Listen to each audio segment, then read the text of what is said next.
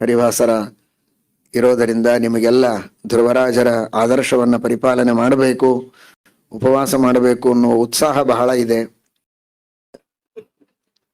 ನೀವೆಲ್ಲ ನಗೋದು ನೋಡಿದರೆ ನಿಶ್ಚಿತವಾಗಿ ಪೂರ್ಣ ನಿರಾಹಾರ ಉಪವಾಸ ಮಾಡ್ತೀರಿ ಅಂತ ನನಗೆ ವಿಶ್ವಾಸ ಬಂದಿದೆ.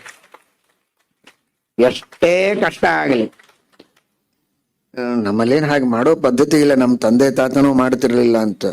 ಅವ್ರು ಯಾರೂ ಗಳಿಸದೇ ಇದ್ದಷ್ಟು ಹಣ ನೀವು ಗಳಿಸ್ತಾ ಇದ್ದೀರಲ್ಲ.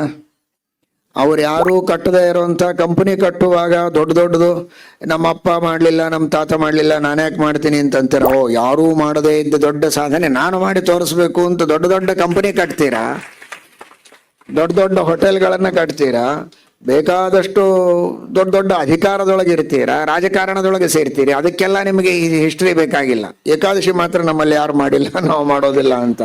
ಇದ್ಯಾಕಪ್ಪ?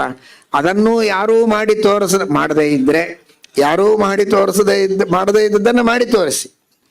ಮಾಡ್ತಾ ಇದ್ರಂತೂ ಅವರೆಲ್ಲ ಯಾರೂ ಮಾಡದೇ ಇದ್ದದನ್ನು ಮಾಡ್ಬೇಕು ಅಂತ ಹೇಳಿದ್ದಾರಲ್ಲ, ಅವ್ರು ಮಾಡಿದ್ದಾರೆ ಅದಕ್ಕೆ ಬಿಡ್ತೇವೆ ಅಂತ ಅನ್ಬೇಡಿ. ಮತ್ತೆ ಅವರು ಉಪವಾಸ ಮಾಡ್ತಾ ಇದ್ರೆ ಇದು ನಮ್ಮ ತಂದೆ ತಾತ ಮಾಡ್ತಾ ಇರುವ ವಂಶದ ಪದ್ಧತಿ ಅಂತ ಮುಂದುವರಿಸಿ. ಮಾಡದೇ ಇದ್ರೆ ನಾನು ದೊಡ್ಡ ಅಚೀವ್ಮೆಂಟ್ ಮಾಡ್ತೇನೆ ಅಂತ ಮಾಡಿ. ಎಂತೆಂತಹ ಉಪವಾಸ ಮಾಡಿದವರಿದ್ದಾರೆ. ಧ್ರುವರಾಜಂದು ಬಿಟ್ಬಿಡಿ, ಅವನು ಬಹಳ ದೊಡ್ಡ ಯೋಗ್ಯತೆ ಇದ್ದವನು. ಬೇಕಾದಷ್ಟು ಹಿರಿಯರು ನಿಮ್ಮ ವಂಶದಲ್ಲೇ ಇದ್ದವರು, ಸ್ತ್ರೀಯರು ಪುರುಷರು ಬೇಕಾದಷ್ಟು ಉಪವಾಸ ಮಾಡ್ತಾರೆ. ಚಿಕ್ಕ ಮಕ್ಕಳು ವಿದ್ಯಾಪೀಠದಲ್ಲಿ ಮಾಡ್ತಾರೆ. ಯಾರಿಗೂ ಏನೂ ಆಗೋದಿಲ್ಲ, ಆರೋಗ್ಯವಾಗಿರ್ತಾರೆ. ಬೇಕಾದಷ್ಟು ನೀವು ಬೇಕಾದ್ರೆ ಸ್ಟ್ಯಾಟಿಸ್ಟಿಕ್ಸ್ ತೆಗೀರಿ. ತಿಂದು ಸತ್ತವರು ಜಾಸ್ತಿನಾ, ಉಪವಾಸ ಮಾಡಿ ಸತ್ತವರು ಜಾಸ್ತಿನಾ ಅಂತ. ಕಂಡ ಹಾಗೆ ತಿಂದವರು ಆರೋಗ್ಯ ಕೆಡಿಸಿಕೊಂಡು ಸತ್ತಾರೆ ಹೊರತು ಉಪವಾಸ ಮಾಡಿ ಸತ್ತವರು ಅಂತ ಯಾರು ಬಹಳ ಇಲ್ಲ. ಆದ್ದರಿಂದ ಉಪವಾಸ ಮಾಡಿದರೆ ಏನಾಗೋದಿಲ್ಲ, ಸ್ವಲ್ಪ ಕಷ್ಟ ಆಗಬಹುದು. ಆದರೆ ಪೂರ್ಣವಾಗಿ ಶ್ರೀಮದ್ ಆಚಾರ್ಯರು ಎಷ್ಟು ಮಹತ್ವ ಕೊಟ್ಟು ಹೇಳ್ತಾರೆ, ಎಷ್ಟು ಮಹತ್ವ ಕೊಟ್ಟು. ಕೃಷ್ಣಾಮೃತ ಮಹಾರ್ಣವ ಗ್ರಂಥದೊಳಗಿನ ಬಹುತೇಕ ಭಾಗ ಏಕಾದಶಿಗೋಸ್ಕರ ಇಟ್ಟಿದ್ದಾರೆ ಶ್ರೀಮದ್ ಆಚಾರ್ಯರು, ಹರಿವಾಸರಕ್ಕೋಸ್ಕರ ಇಟ್ಟಿದ್ದಾರೆ. ಅಷ್ಟು ಮಹತ್ವ ಕೊಡ್ತಾರೆ ಅದಕ್ಕೆ. ಅಂದರೆ ಅನ್ನಮಾಶ್ರಿತ್ಯ ತಿಷ್ಠಂತಿ ಸಂಪ್ರಾಪ್ತೆ ಹರಿವಾಸರೆ ಅಂತ. ಯಾನಿ ಕಾನಿ ಚ ಪಾಪಾನಿ ಬ್ರಹ್ಮಹತ್ಯ, ಸ್ತ್ರೀ ಹತ್ಯ, ಭ್ರೂಣ ಹತ್ಯ, ಮದ್ಯಪಾನ, ಕಳ್ಳತನ, ಸುಳ್ಳು, ಏನೇನು ಜಗತ್ತಿನೊಳಗೆ ಪಾಪಗಳು ಅಂತಿವೆ, ನಾವೇನು ಮಾಡದೆ ಅತ್ಯಂತ ಸಭ್ಯರಾಗಿ ನಾಗರಿಕರಾಗಿ ಮನೆಯೊಳಗಿರಬಹುದು. ಆದರೆ ಏಕಾದಶಿ ಅನ್ನ ತಿಂದರೆ ಆ ಎಲ್ಲ ಪಾಪಗಳು ಬರ್ತವೆ. ಉಪವಾಸ ಮಾಡಿದರೆ ಮನೆಯೊಳಗೇ ಕೂತಿರಬಹುದು, ಆದರೆ ಎಲ್ಲ ತೀರ್ಥಕ್ಷೇತ್ರಗಳಿಗೆ ಸಂದರ್ಶನ ಮಾಡಿ, ಯಾತ್ರೆ ಮಾಡಿ, ಸ್ನಾನ ಮಾಡಿ, ದಾನ ಮಾಡಿ, ಜಪ ಮಾಡಿ, ಪಾರಾಯಣ ಮಾಡಿದರೆ ಏನು ಫಲ ಬರಬೇಕು?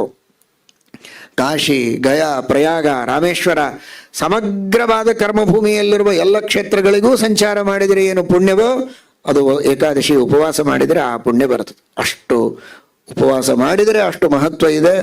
ಮಾಡದೇ ಇದ್ರೆ ಅಂತಹ ಮಹಾಪಾಪ ಇದೆ ಅಂತ ಶಾಸ್ತ್ರ ಹೇಳ್ತದೆ. ಆದ್ದರಿಂದ ಬೇಗ 8:30 ಒಳಗೆ ಬೇಕಾದಷ್ಟು, ಅದಕ್ಕೆ ನಿರ್ಬಂಧ ಇಲ್ಲ, ನಿಮಗೆ ಎಷ್ಟು ಬೇಕೋ ಅಷ್ಟು ಯಥೇಚ್ಛವಾಗಿ ಆಹಾರ ಸ್ವೀಕಾರ ಮಾಡಿ ಆಮೇಲೆ ಮಾತ್ರ ಹಠದಿಂದ ಚೆನ್ನಾಗಿ ಕುಡೀರಿ. ಹೊಸದಾಗಿ ಮಾಡೋವರಿಗೆ ಹೇಳ್ತೇವೆ, ಪ್ರಾಕ್ಟಿಕಲ್ ಆಗಿ ನೀರು ಕುಡಿಯದೆ ಅವಸರ ಮಾಡಿ ಮರೆತು ಬಿಡಬೇಡಿ. ಬೇಗನೆ ತಿಂದು ಮುಂದೆ ಸ್ವಲ್ಪ ನೀರು ಕುಡಿಯೋದಕ್ಕೂ ಅವಕಾಶ ಇಟ್ಟುಕೊಂಡು ಅಷ್ಟರೊಳಗೆ ನೀರು ಕುಡಿದು ಮಾತಾಡ್ತಾ ಓಡಾಡ್ತಾ ಹರಟೆ ಹೊಡಿತಾ ಇರ್ರಿ. ಏನೇನೇನೇನೇನೂ ಆಗೋದಿಲ್ಲ, ದೇವರು ರಕ್ಷಣೆ ಮಾಡ್ತಾನೆ. ಅವಧೂತ ಸುಹನ್ ಅಕೃಷ್ಣ ಅಂತ ಕೇಳಿದ್ದಾರೆ. ಒಂದು ದಿನ ನೀನು ಉಪವಾಸ ಮಾಡು, ನೀನು ಏನೆಲ್ಲ ಸಾಧನೆ ಮಾಡಬಹುದು, ಎಂಥದನ್ನು ನೀನು ಅಚೀವ್ ಮಾಡುವುದಕ್ಕೆ ಸಾಧ್ಯ ಇದೆ. ಇದನ್ನು ಭಗವಂತ ಘಂಟಾಘೋಷವಾಗಿ ಹೇಳುತ್ತಾನೆ.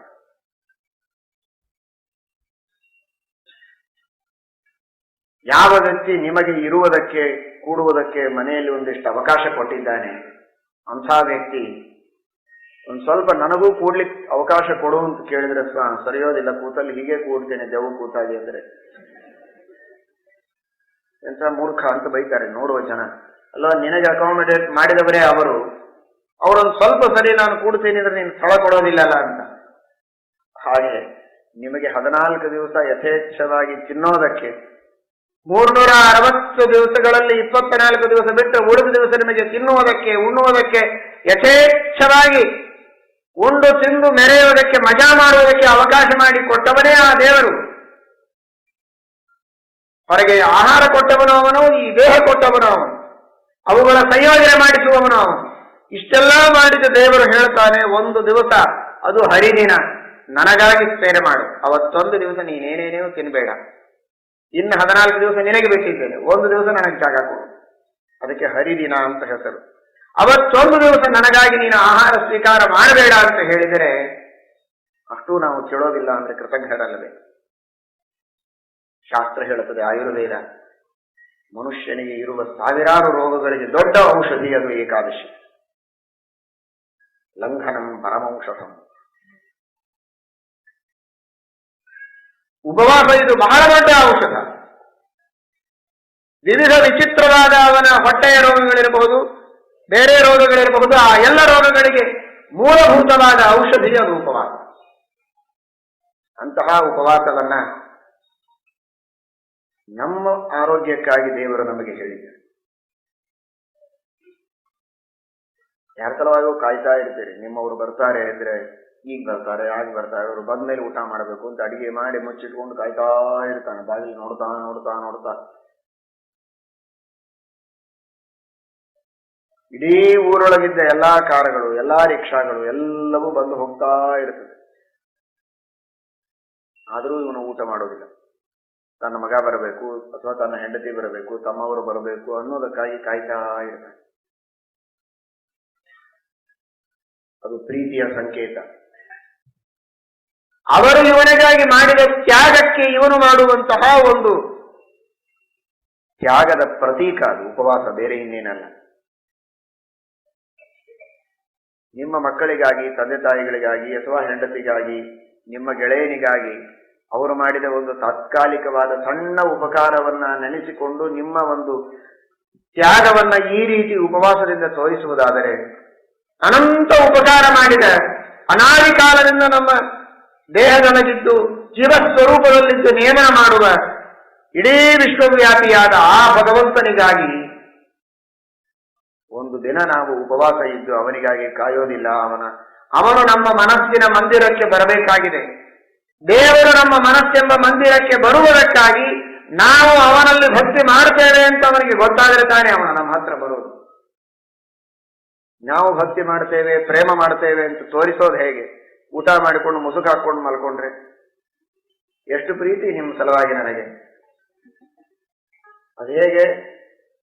ನೀವು ಬರ್ತೀರಿ ಅಂತ ಗೊತ್ತಾಯ್ತು ಪಾಪ, ಅದಕ್ಕೇನೆ ನಾನು ಬೇಗ ಊಟ ಮಾಡಿ ಎಲ್ಲ ಮುಗಿಸ್ಕೊಂಡು ಮಲ್ಕೊಂಡಿದ್ದೇನೆ. ಯಾರು ಬರ್ತಾರೆ ನಿಮ್ಮ ಮನೆಗೆ? ಮಾಡಿಟ್ಟುಕೊಂಡು ಕಾಯ್ತಾ ಊಟ ಮಾಡದೆ ಮನೆಯವರೆಲ್ಲ ದಾರಿ ಕಾಯ್ತಾ ಕುಳಿತಿದ್ರೆ ಅದು ಪ್ರೀತಿ ಅಂತ ಅರ್ಥ. ದೇವರು ನಮ್ಮ ಮನಸ್ಸಿನ ಮಂದಿರಕ್ಕೆ ಬರಬೇಕು ಅಂತ ಅಪೇಕ್ಷೆ ಇದ್ರೆ ಕೇವಲ ದೇವರನ್ನ ಬಾ ಬಾ ಅಂತ ಕರೆದ್ರೆ ಬರುವುದಿಲ್ಲ. ಭಗವಂತನಿಗಾಗಿ ನಾವು ಕಾಯಬೇಕು.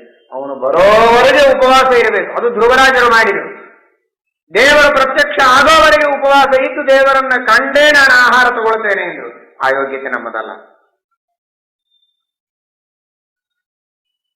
ದೇವರು ಹೇಳಿದ ಕನಿಷ್ಠ ಪಕ್ಷ 15 ದಿನಕ್ಕೆ ಒಂದು ದಿನ ಆದರೂ ನೀನು ಉಪವಾಸ ಮಾಡು, ನನ್ನ ಮೇಲೆ ನಿನಗೆ ಪ್ರೀತಿ ಇದೆ ಅಂತ ನಾನು ತಿಳಿದುಕೊಳ್ತೇನೆ ಅಂತ. ಅಷ್ಟಕ್ಕಾದರೂ ನಾವು ತಯಾರಾಗದೇ ಇದ್ರೆ ಯಾವ ವಿಶ್ವಾಸ ದೇವರು ನಮ್ಮ ಮೇಲೆ ಮಾಡ್ಲಿಕ್ಕೆ ಸಾಧ್ಯ? ಕೃತಜ್ಞರಾಗಬೇಡಿ, ಆತ್ಮಬಲವನ್ನು ಬೆಳೆಸಿಕೊಳ್ಳಿ. ಮನುಷ್ಯನಿಗೆ ಇವತ್ತು ದುರಭ್ಯಾಸ ಅಂದ್ರೆ ಕೆಲವರಿಗೆ ಏನೇನೋ ಗುಟ್ಕಾ ತಿನ್ನುವ ಚಟ, ಇನ್ಯಾವುದೂ ಬೇರೆ ಬೇರೆ ತರಹದ ಡ್ರಗ್ಗಳನ್ನು ತೆಗೆದುಕೊಳ್ಳುವ ಚಟಗಳಿವೆ. ವಿವಿಧವಾದಂತಹ ವ್ಯಸನಗಳಿಗೆ ಬಲಿಯಾಗಿರ್ತಾರೆ. ಅವುಗಳಿಲ್ಲದೆ ಇದ್ರೆ ನಾವು ಬದುಕೋದೇ ಸಾಧ್ಯ ಇಲ್ಲ ಅನ್ನೋ ಮಟ್ಟಿಗೆ ಕೆಲವರು ತಿಳಿದಿದ್ದಾರೆ. ಮನುಷ್ಯನಿಗೊಂದು ಆತ್ಮಸ್ಥೈರ್ಯವನ್ನ ಕೊಡುವಂತಹ ಉತ್ತಮ ಸದ್ಗುಣಿಯಾಗಿ ಮಾಡುವಂತಹ ಒಂದೇ ಒಂದು ದೊಡ್ಡ ಅಸ್ತ್ರ ಅಂದ್ರೆ ಅದು ಏಕಾದಶಿಯ ಉಪವಾಸ. ಧೈರ್ಯದಿಂದ ಏಕಾದಶಿಯ ಉಪವಾಸವನ್ನ ಮಾಡಿ ನೋಡಿ, ಒಂದೇ ಸಲ ಮಾಡಿ ನೋಡಿ.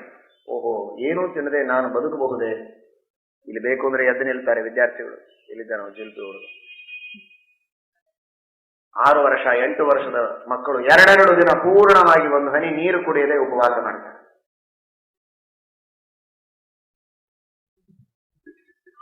ಅಷ್ಟು ಚಿಕ್ಕ ಚಿಕ್ಕ ಮಕ್ಕಳಿಗೆ ಉಪವಾಸ ಮಾಡುವ ಆತ್ಮಸ್ಥೈರ್ಯ ಇದೆ, ಧೈರ್ಯ ಇದೆ, ವಿಶ್ವಾಸ ಇದೆ ಅಂದ್ರೆ ಯಾಕೆ ಇಷ್ಟು ದೊಡ್ಡವರಾಗಿ ಬೆಳೆದು ಇಂತಹ ದೇಹದಾರ್ಢ್ಯ ಎಲ್ಲ ಇದ್ದು ಭಾರೀ ಗಟ್ಟಿಮುಟ್ಟಿಯಾಗಿ ಎತ್ತರ ಆಗಿ ದೇಹವನ್ನ ಬೆಳೆಸಿಕೊಂಡು ದೇವರು ಕೊಟ್ಟ ಶಕ್ತಿ ಇದ್ದ ಮೇಲೆ ಆ ಆತ್ಮಸ್ಥೈರ್ಯ ಇಲ್ಲ. ಒಂದು ತಾಸು ಊಟ ಲೇಟ್ ಆಗ್ತದೆ ಅಂತಂದ್ರೆ ಕೆಲವರು ಬರೋದೇ ಬಿಟ್ಟು ಬಿಡ್ತಾರೆ. ಏನಿದೆ, ಎಲ್ಲಿ ಧ್ರುವರಾಯರು, ಎಲ್ಲಿ ತಪಶ್ಚರ್ಯ, ಎಲ್ಲಿ ಸಾಧನೆ, ದೇವರನ್ನು ಕಾಣೋದೇನು? ಯಾಕೆ ಸ್ಥೈರ್ಯ ಇಲ್ಲ ಕೇಳಿ. ಯಾರಾದರೂ ಏಕಾದಶಿ ಉಪವಾಸ ಮಾಡುವ ವ್ಯಕ್ತಿಗಳಿಗೆ ಕೇಳಿ, ಸ್ವಲ್ಪ ಲೇಟ್ ಆಗ್ತದೆ, ಏನ್ ಎಷ್ಟೊತ್ತಾದ್ರೆ ಏಕಾದಶಿನಿ ಮಾಡೋರಿಗೆ ನಮಗಿದೇನು ಅಂದ್ಬಿಡ್ತಾರೆ ಸಹಜವಾಗಿ. ಅವ್ರಿಗೆ ಅದೇನು ಅನ್ಸೋದೇ ಇಲ್ಲ. ನಿತ್ಯ ತಿನ್ನುವ ಅನ್ನವನ್ನೇ ಬಿಟ್ಟರೆ ಅವರಿಗೇನು ಅನ್ಸೋದಿಲ್ಲ. ಇನ್ನು ಈ ಚಟಗಳನ್ನ ಹವ್ಯಾಸಗಳನ್ನ ಹಾಕಿಕೊಂಡು ಅದನ್ನು ಬಿಟ್ರೆ ನಾನು ಬದುಕಲಿಕ್ಕೆ ಸಾಧ್ಯ ಇಲ್ಲ ಅನ್ನುವಂತಹ ತಪ್ಪು ತಿಳುವಳಿಕೆ ಇದೆಲ್ಲ. ಕಾಫಿ ಇಲ್ಲದೆ ಇದ್ರೆ ಬದುಕೋ ಹಾಗಿಲ್ಲ, ಚಹಾ ಇಲ್ಲದೆ ಇದ್ರೆ ಬದುಕಲಿಕ್ಕೆ ಸಾಧ್ಯ ಇಲ್ಲ, ಪಾನ್ ಪರಾಗ್ ಇಲ್ಲದೆ ಇದ್ರೆ ಬದುಕೋದೇ ಇಲ್ಲ, ಗುಟ್ಕಾ ಇಲ್ಲದೆ ಇದ್ರೆ ಬದುಕೋದೇ ಇಲ್ಲ. ಇವೆಲ್ಲ ತಾವೇ ತಾವು ನಿರ್ಧಾರ ಮಾಡಿಕೊಂಡಂತಹ ಫಿಲಾಸಫಿಗಳು.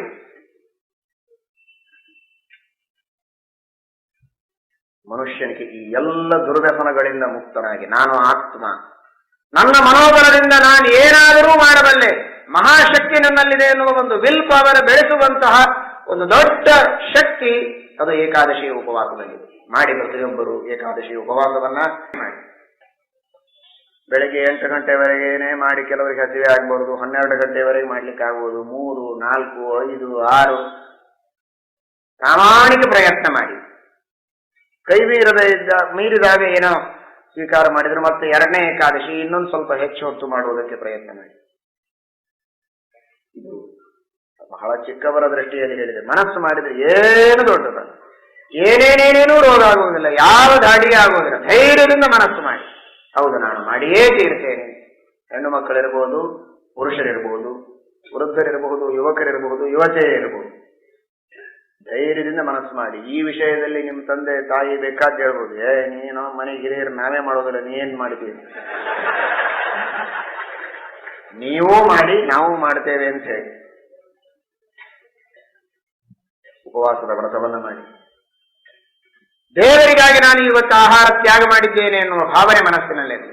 ನಾನು ಮಹಾ ಆತ್ಮ ಸಾಮರ್ಥ್ಯವನ್ನ ಪಡೆದುಕೊಳ್ತಾ ಇದ್ದೇನೆ ಎನ್ನುವ ಭಾವನೆ ಇರಲಿ.